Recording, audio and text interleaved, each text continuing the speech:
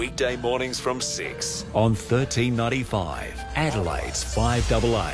Interactive radio. Tweet at 1395 5AA. Peter Godfrey.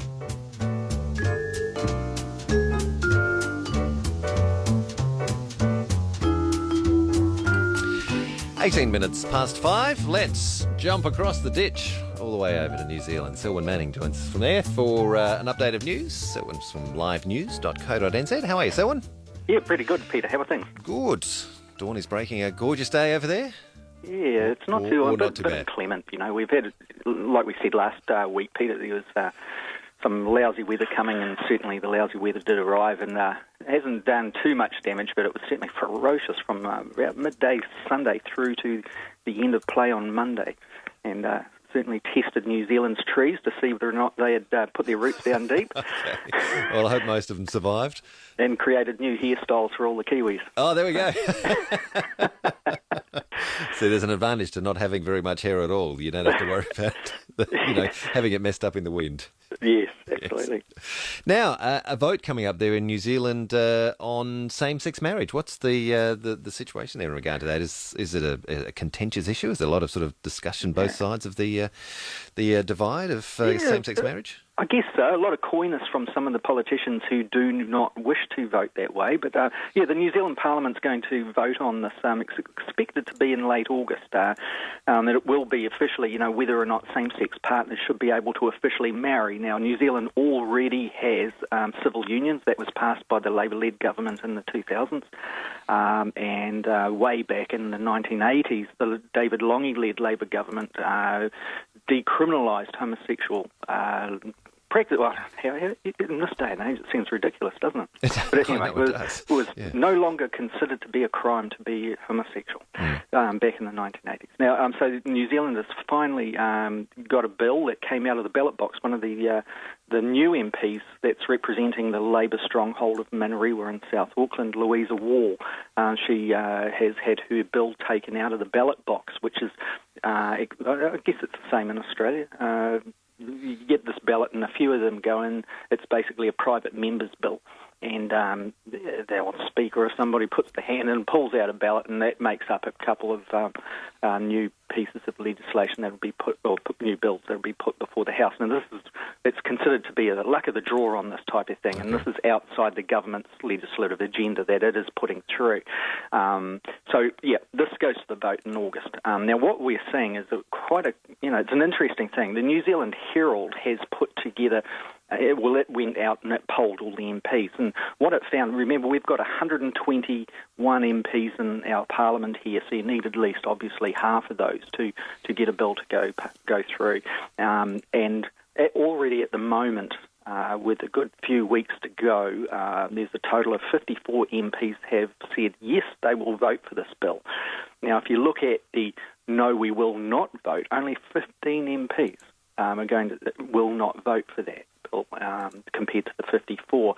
The interesting part is the undecided. A total of undecided MPs is 44 MPs. Now, many of those you can see, and they have said publicly, they will go back to their constituencies and talk to their various groups that they're closely aligned to get a steer on what the thinking is there.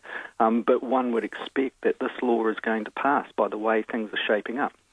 Oh, that'd be interesting. I think we're a long way off even getting remotely near that at this point in time. So it would be interesting if that is the case there. And what the flow on, will it, other countries also take it up?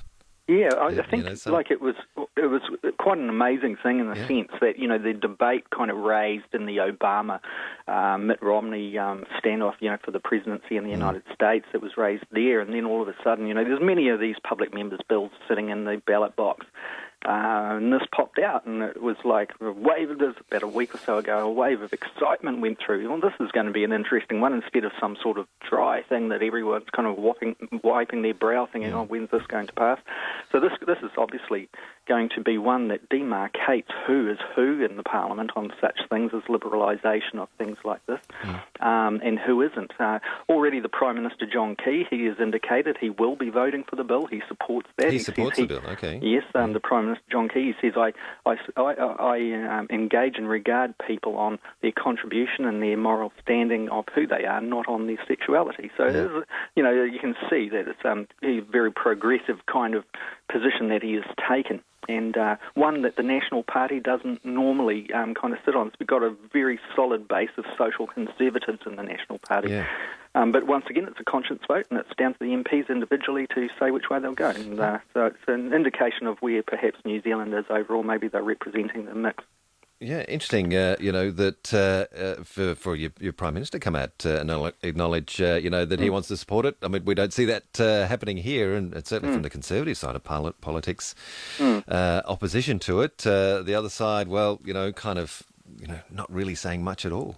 Interesting. So when's that going to the vote? August? It's expected to go to the vote in the end of August. End of August. So I'll keep you people up to speed with this one. It is an interesting one. You can see how it polarised American debate. I can't say that it has it there. I think it is an interesting bill in that it does show perhaps how liberal New Zealand is on such things. That while the Pacific Island communities are very socially conservative in their views on where they sit on such things as this, and kind of they uncomfortably kind of shuffle a bit when it comes down to the the Labour Party leads these types of things, which is the natural voting bloc for the Pacific Island communities. And you can see that it's an uneasy kind of feeling there, but at the same time, overall, there's obviously a huge shift that has taken place. And I heard in the run-up that you were talking about programs like Neighbours and things like that.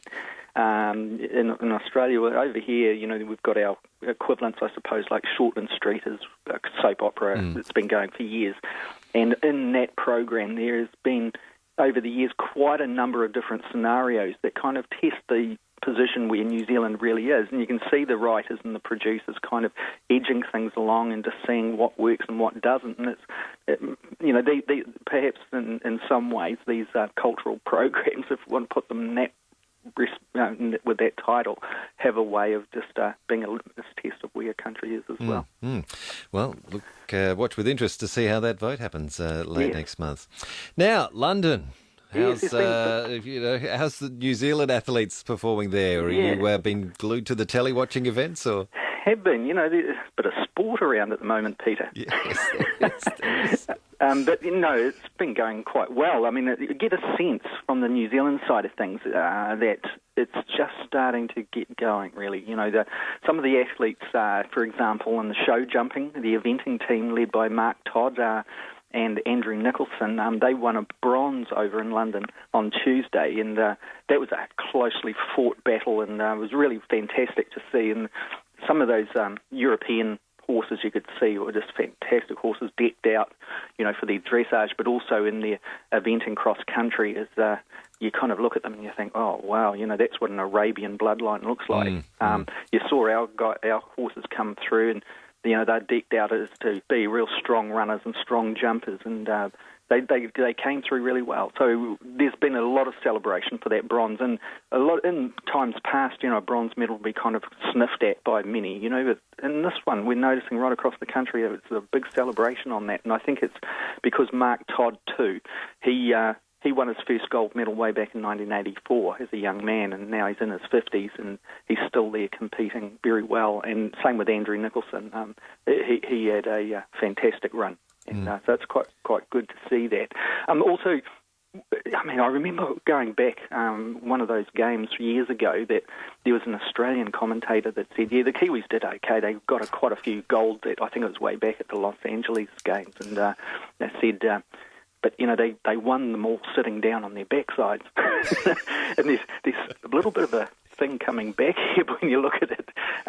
We're expecting our rowing team to do quite well. There's a bronze medal was picked up last night. Yes, I saw that actually. Yeah, that was the women?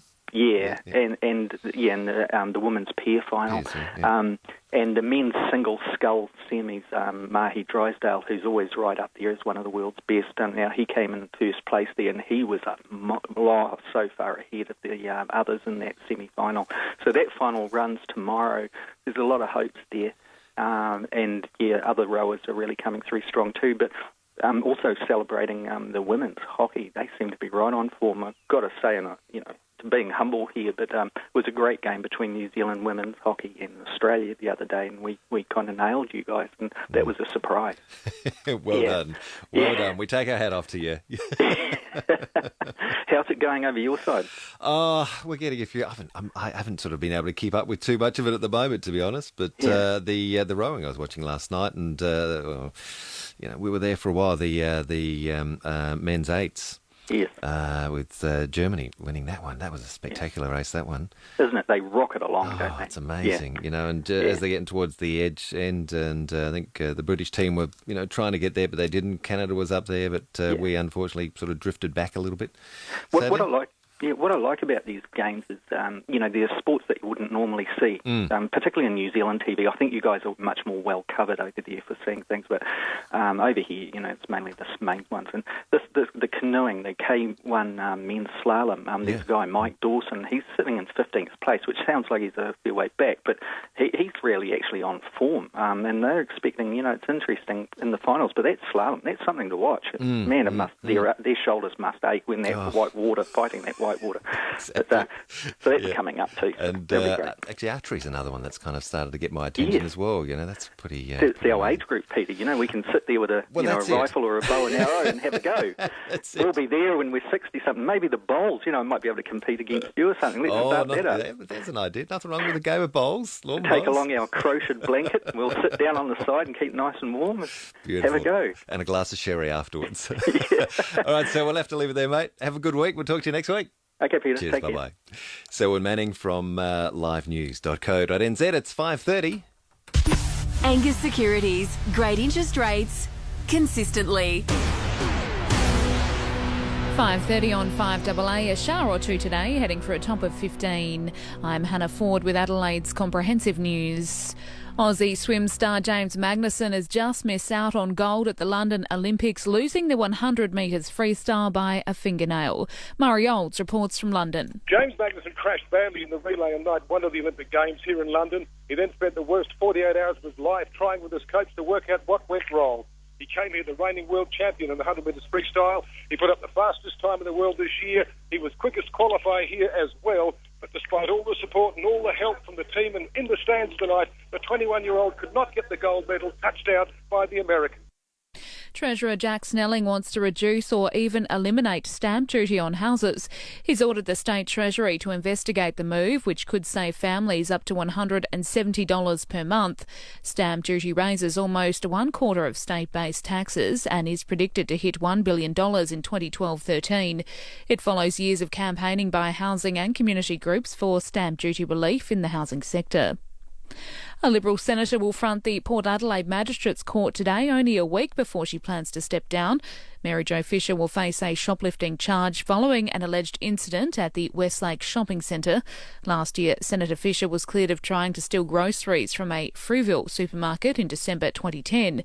She is quitting the Senate on medical advice. Federal Treasurer Wayne Swan has again lashed out at Clive Palmer, Andrew Forrest and Gina Rinehart over their campaign against the mining tax. He's renewed his attack on the mining magnates and a lecture about wealth inequality in Melbourne, accusing them of treating democracy as their personal playthings. Mr Swan says Gina Rinehart's attempt to get on the Fairfax board proves his point. She is blatantly seeking the power to manipulate public opinion by buying Fairfax media and explicitly refusing to sign the company's charter of editorial independence. Bushranger Ned Kelly will be laid to rest in secret after his family won the right to have his remains returned to them. A property developer who was going to use the remains as part of a museum has been ordered to hand them over. The outlaw's great-grandniece, Ellen Hollow, says the family is glad to be able to grant Ned's final wish, which was for a family burial. A tourism boost for South Australia, with one of the world's largest ocean liners set to return to our shores twice